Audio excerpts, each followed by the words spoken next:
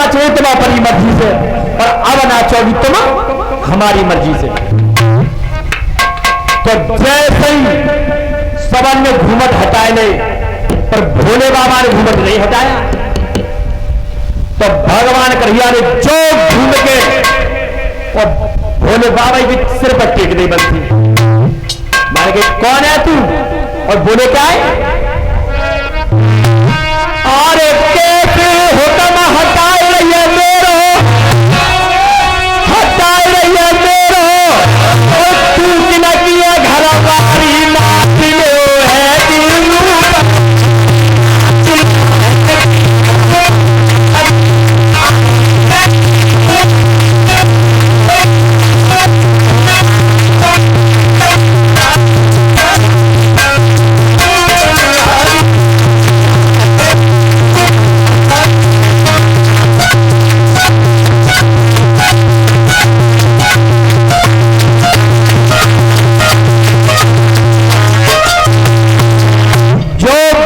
कन्हैया ने घूमट बंसी से उठाया और जो भोले बाबा दिखाई दे, तब भगवान कन्हैया ने कहो तो बता नहीं कहते कि तुम्हारे गांव में नाचने को तुम कैसे आ गए। तब भोले बाबा ने दोनों हाथ जोड़े,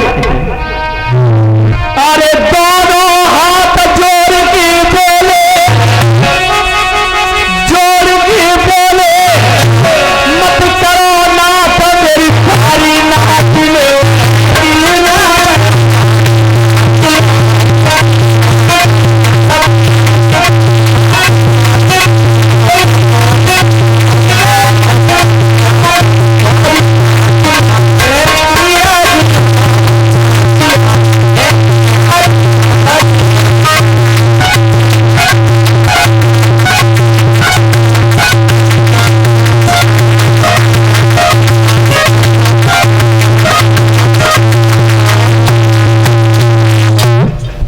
भोले बाबा ने कही प्रभु बस तरीर। आज जिस समय भगवान कन्हैया ने मेरे श्रोता बंधु इस तरीका से महाराज लीला रचाई है, धीमे धीमे जब समय व्यतीत हुआ है तो कंस ने एक दिन मेला लगवाया है अपने मथुरा में। कहेंगे कमेटी वाले भैया कंस बनवाया, लटकवा दो पीछे। तो मेला लगवाया कंस ने, मेला अपने यहां तो नौता लिख के भेजा, अपने पिता की मोहर लगाई है और चाणूर को भेजा। जब नौता लिख के जब दिया है, अक्रूर जी को बुलाया, अक्रूर जी को उनके हाथ में पत्र दिया, तब कहा तब मथुरा के नंदगांव के लिए चले जाओ। आज जिस समय अक्रूर पत्र लेके आए हैं और जिस समय मैया यशोदा ने पत्र को पढ़ा तो मन में विचार कर रही है, समझ गई मैया यशोदा कि मेला लगवाया है कंस ने और कृष्ण और बलराम को बुलाया। मेरे श्रोता बंधु, तो मैया रो रही है कि हे कन्हैया तुम हमें छोड़ के जा रहे हो। तब भगवान कन्हैया ने कहा कि मैया परेशान क्यों, अरे मामा ने मेला लगवाया, नाना के यहाँ मेला देखने के लिए हम जा रहे हैं, तो आज जा रहे हैं और कल रुकेंगे, परसों वापस लौट के आ जाए। मेरे श्रोता बंधु, जिस समय अक्रूर महाराज और दोनों कृष्ण बलराम को रथ में बिठा के चले तो यमुना जी तक पहुंचे, तो अक्रूर ने कहा कृष्ण बलराम तेरे बेटा तुम यार रथ में एक देर बैठो तो मैं थोड़ा स्नान कर लूं यमुना जी में। तो यमुना जी में स्नान करने के लिए जब गए हैं तो जैसे ही जल में डूबक लगाई तो क्या देखा, अक्रूर जी को कृष्ण और बलराम दोनों जल में दिखाई दिए। अक्रूर ने मन विचार करी, कामाने पत्ते के बालक डूब गए और जो निकले और जो रथमा नजर करी तो दोनों वहीं पे खड़े। फिर दोबारा डूबक लगाई तो जल में फिर दिखाई दिए उसी समय गुरु जी समझ गए कि अब कंस का अंत समय आ गया, अब इन्हें मारने वाला इस दुनिया में कोई नहीं। आज जिस समय में श्रोता बंधुओं भगवान कन्हैया और बलराम जितने भी साथ के ग्वाल वाल थे सभी को लेकर चले और कहां पहुंचे, एक धोबी के पास पहुंचे और तब धोबी से कहा है कि मैं मामा के या मेला देखने के लिए जा रहा हूं, तो मेरे कपड़ों की जरूरत है।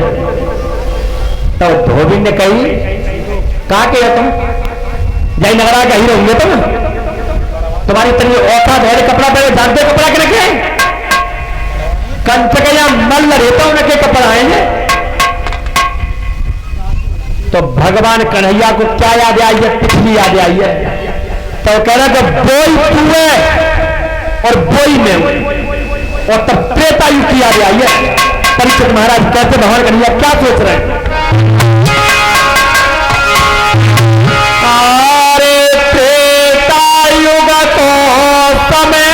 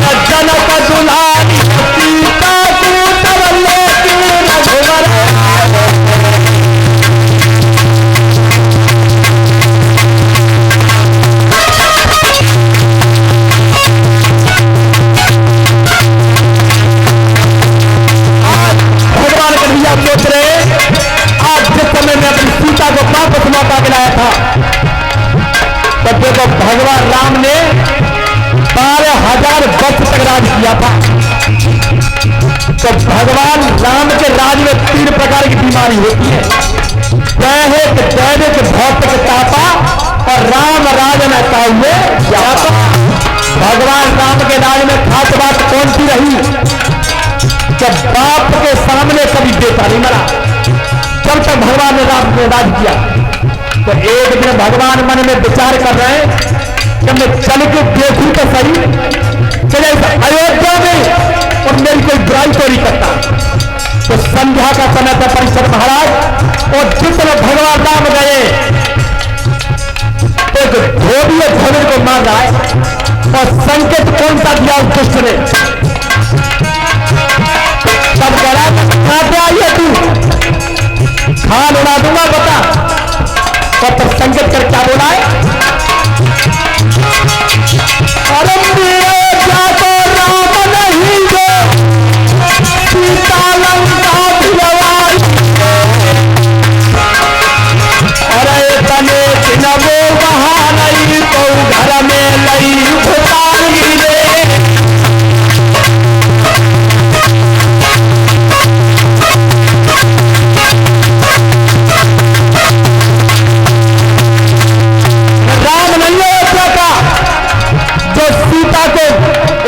लंका में रहे फिर भी घर में घुसा लिया।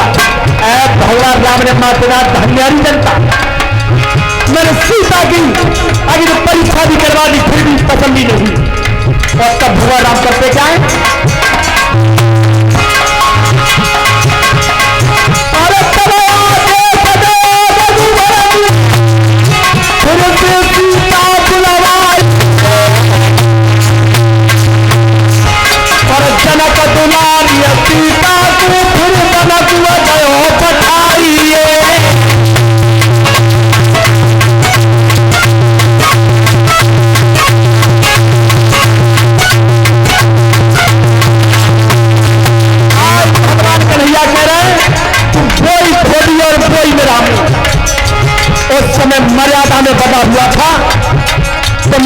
कुछ नहीं कहता, मैं निर्दोष सीता को तूने दोष लगाया था।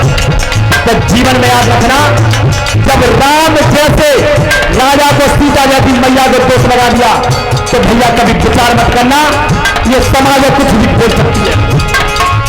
चाहे भगवान कन्हैया तब करते क्या है, अरे क्यों भगवान के मोहन में तो खेत को भूता मार, जब खेत को भूता मार दो जब करीबो हंस किनारे।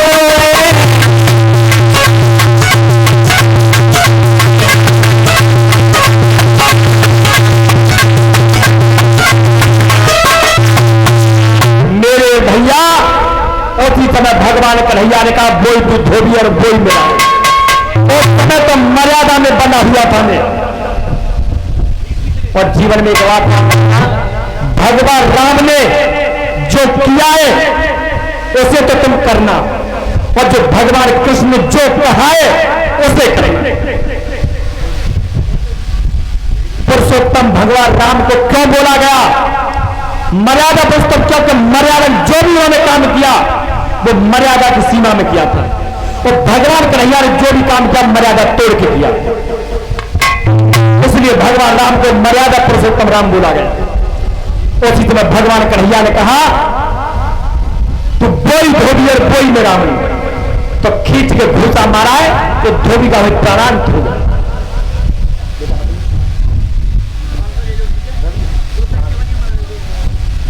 और ये बच्चा रवि झुंगोटा संग्रह से व्यासपीठ के माध्यम से हमें 501 रुपए से सम्मानित करता है। ठाकुर जी की कृपा सदा इनके ऊपर बनी रहे और परमात्मा की आयु को बढ़ाता रहे, लंबी करता रहे।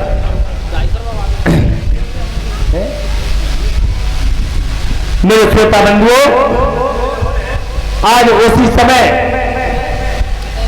जब धोबी को मार दिया और तब कपड़ा उठाए भगवान कन्हैया ने और तब दर्जी के पास पहुंचे, दर्जी के पास पहुंचे और तब दर्जी तो कहिए कि हमारे वस्त्रों को सिल दो, तब देने के लिए हमारे पास कुछ नहीं है। जब छोटे छोटे बच्चे ने भी देखो तब दर्जी को मोह पैदा हुआ, तो कोई बात नहीं बेटा लाओ कपड़ा दे दो, कपड़ा हम सिल देंगे। और जब कपड़ा सिले धोबी ने तब भगवान कन्हैया ने कहा है अरे दर्जी तुमने मुझसे कुछ नहीं लिया और मेरे वस्त्रों को सिलाए, तो मैं तुम्हें वो चीज देके जा रहा हूं, तो कलयुग में चल के जितने तक कपड़ा नहीं होगा उतने भी तुम्हें सिलाई मिलेगी। और देखिए आज तुम्हें अगर कोट पैंट और कपड़ा आधा 2000 का तो सिलाई जाता 5000 है। ये भगवान कन्हैया का वरदान मिला हुआ है। मैं श्रोता बंधु इधर भगवान कन्हैया आगे बढ़ते हुए चले गए तो कुबिजा आ रही थी सामने से, आरती का थल सजा हुआ था। और जिस समय इधर से भगवान कन्हैया जा रहे तो कोठा लगाए कुबिजा का भगवान कन्हैया में, और तब कहिए कुबिजा ने अरे देखना चल सकते भाई कहां गए तुम? तो जो भगवान कन्हैया नजर करी, देखो सुंदर तो बहुत थी कुबिजा, लेकिन 3 जगह से टेढ़ी थी।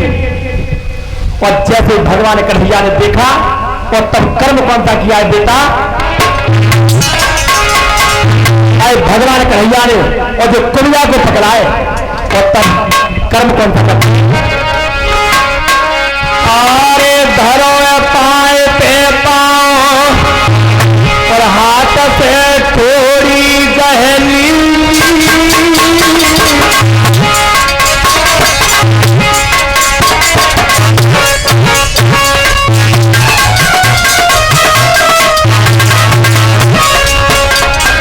अरे हाथ से थोड़ी गहली, एक झटका दो लगाए तो कुबिजा सीधी कर दी।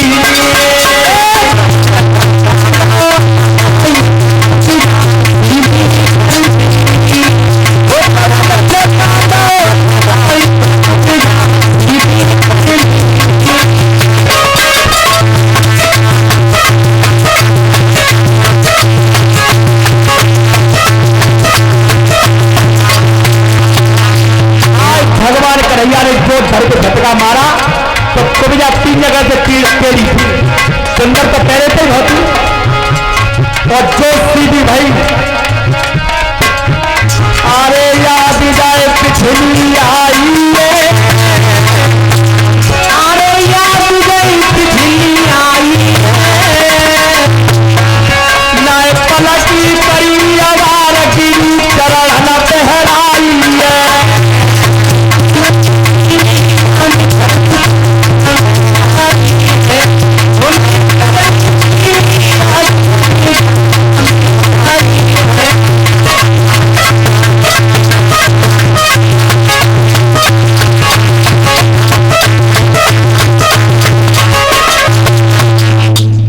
आज इधर जब कुब्जा जगह से टेढ़ी थी तो झटका मारा भगवान ने तो सीधी कर दी, और इधर कुब्जा गीत गा रही है। और ये कुब्जा थी कौन पूर्व जन्म में?